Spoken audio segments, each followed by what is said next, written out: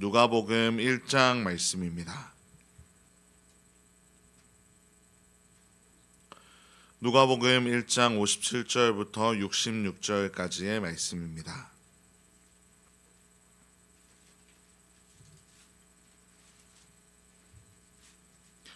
누가복음 1장 57절부터 66절까지 말씀을 저와 성도님들이 한 절씩 교독하도록 하겠습니다. 엘리사벳이 해산할 기한이 차서 아들을 낳으니 이웃과 친족이 주께서 그를 크게 긍휼히 여기심을 듣고 함께 즐거워하더라. 8일이 되매 아이를 할례하러 와서 그 아버지의 이름을 따라 사가랴라 하고자 하더니 그 어머니가 대답하여 이르되 아니라 요한이라 할 것이라 하매 그들이 이르되 내 친족 중에 이 이름으로 이름한 이가 없다 하고 그의 아버지께 몸짓하여 무엇으로 이름을 지으려 하는가 물으니 그가 서판에 달라하여 그 이름을 요한이라 쓰매 다 놀랍게 여기더라.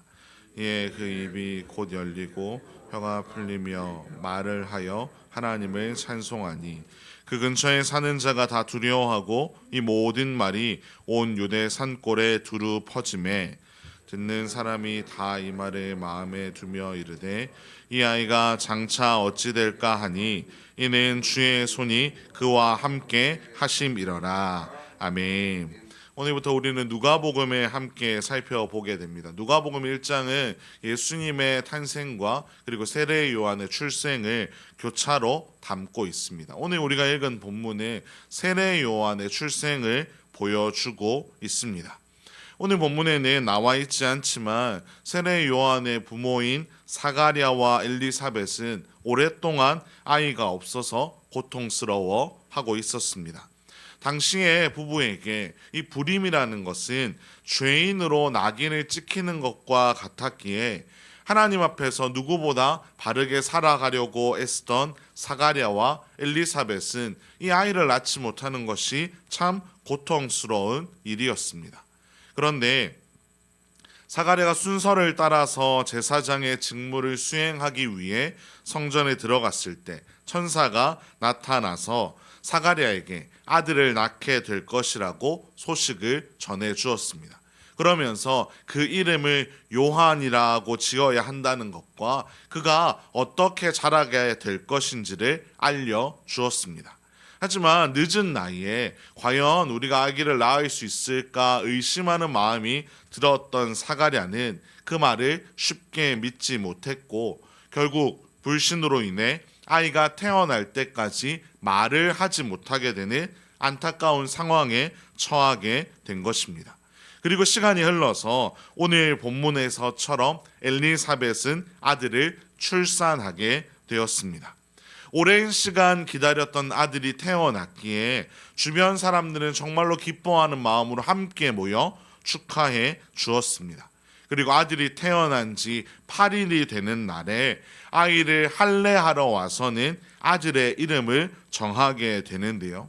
당시 사람들은 이 아이의 이름을 정할 때 그 가문에서 많이 쓰는 이름 혹은 아버지의 이름을 따라서 쓰는 경우가 많았습니다. 그래서 이 아이의 이름을 아버지의 이름을 따라서 사가랴라고 동일하게 지으려고 했습니다.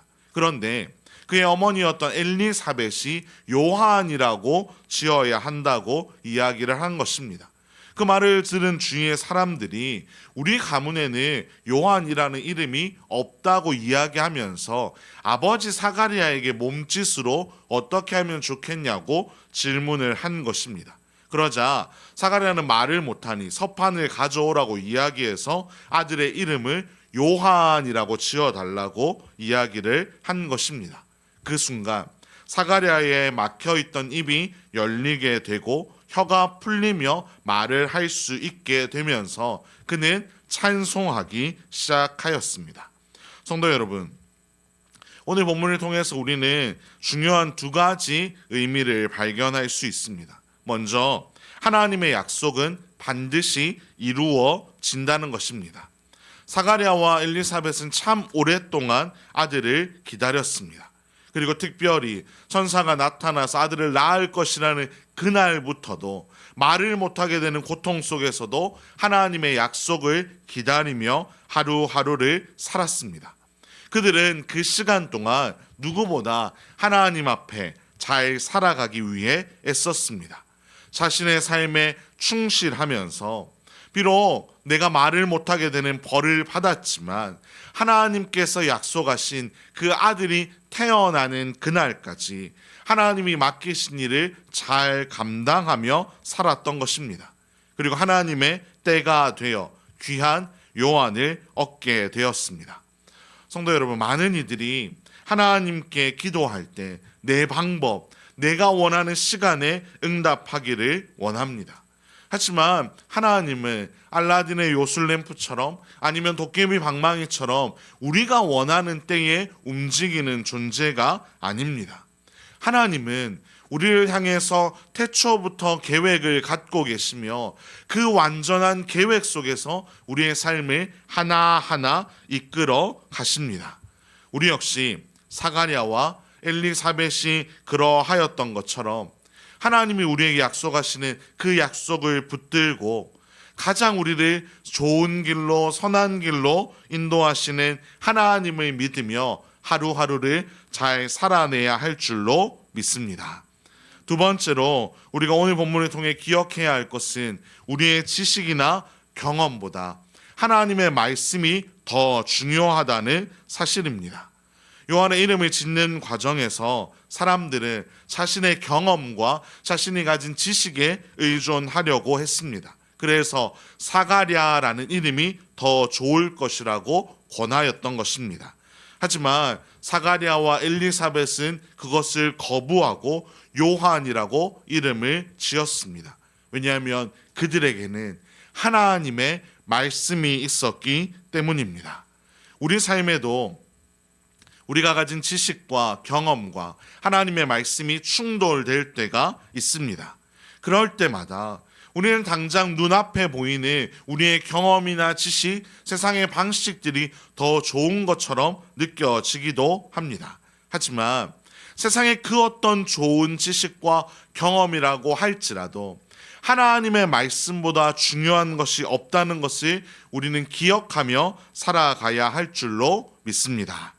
그래서 오늘 이 새벽에 기도하실 때 두 가지 기도의 제목으로 먼저 기도할 수 있기를 소망합니다. 하나님, 비록 우리가 눈앞에 보여지는 상황들이 어렵고 시간이 더디게 흘러갈지라도 하나님의 약속이 반드시 성취된다는 것을 믿으며 살아가게 하여 주시옵소서.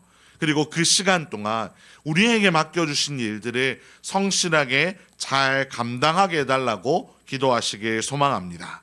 두 번째로 하나님의 말씀보다 내 경험과 내 지식을 내세우지 않도록 해달라고 기도하시기를 소망합니다.